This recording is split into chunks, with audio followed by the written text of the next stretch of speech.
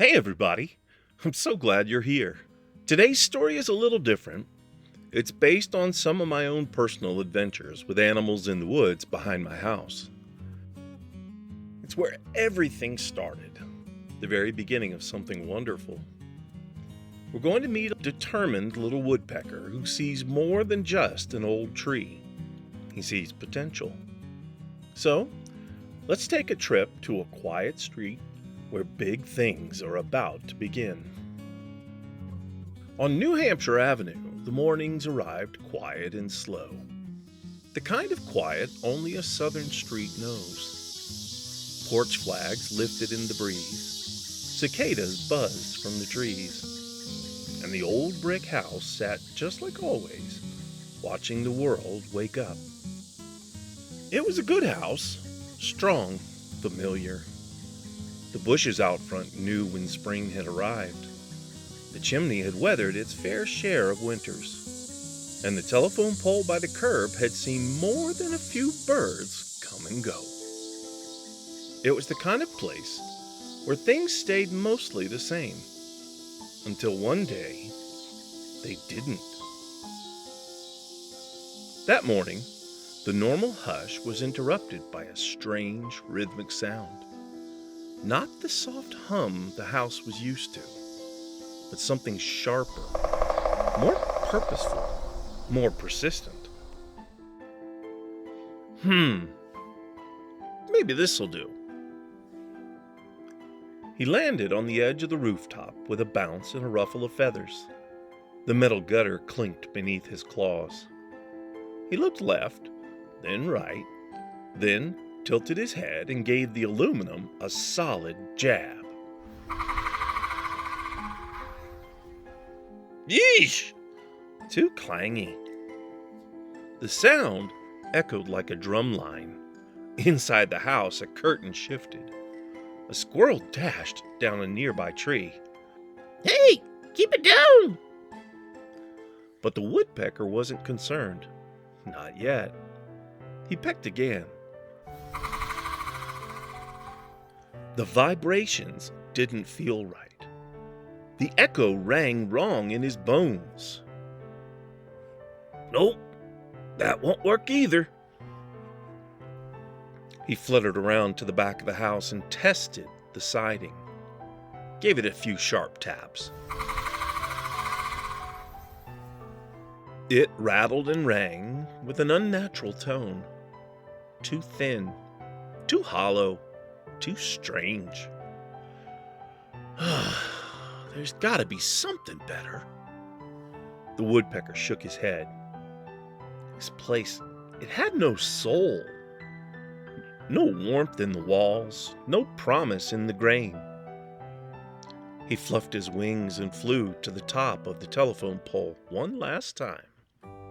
And that's when he saw it, rising behind the house, basking in the morning sun. It wasn't just an old tree. It was the old tree. Old, yes, but proud.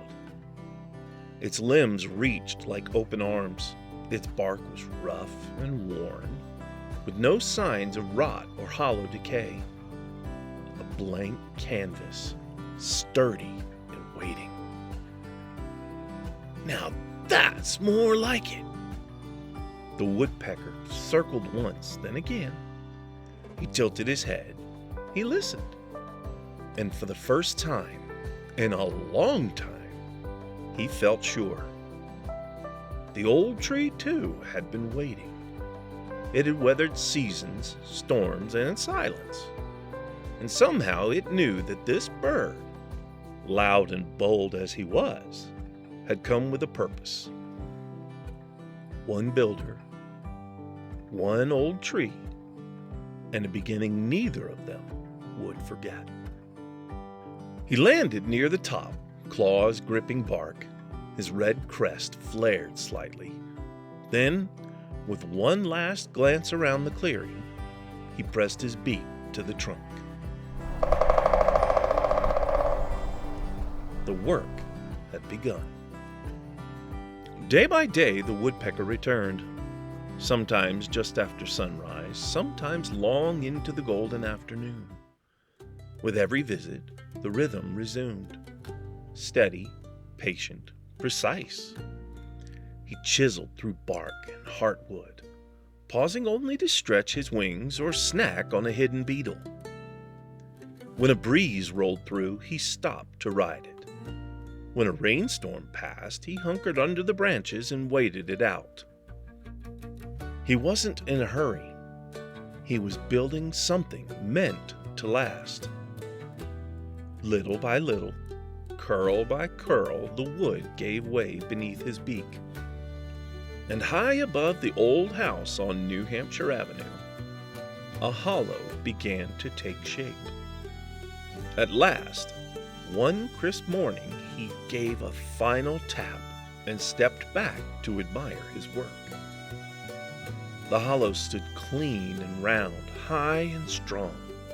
He fluffed his feathers and perched nearby, his chest puffed with pride. Below him, the forest rustled. The wind carried the scent of spring. He didn't know who would come next, not yet, but he knew they'd have a place to land. The old tree had found its purpose, and the woodpecker? He had found a home. Pretty good start, huh?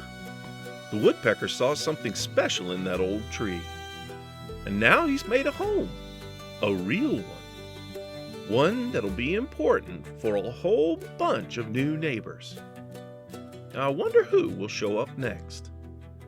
You'll have to come back and find out. Until then, keep your eyes open. You never know what stories might be growing in your own backyard. Thanks for watching. If you enjoyed this story from Pop's Place, be sure to like the video, share it with a friend, and hit that subscribe button to hear more stories from the woods.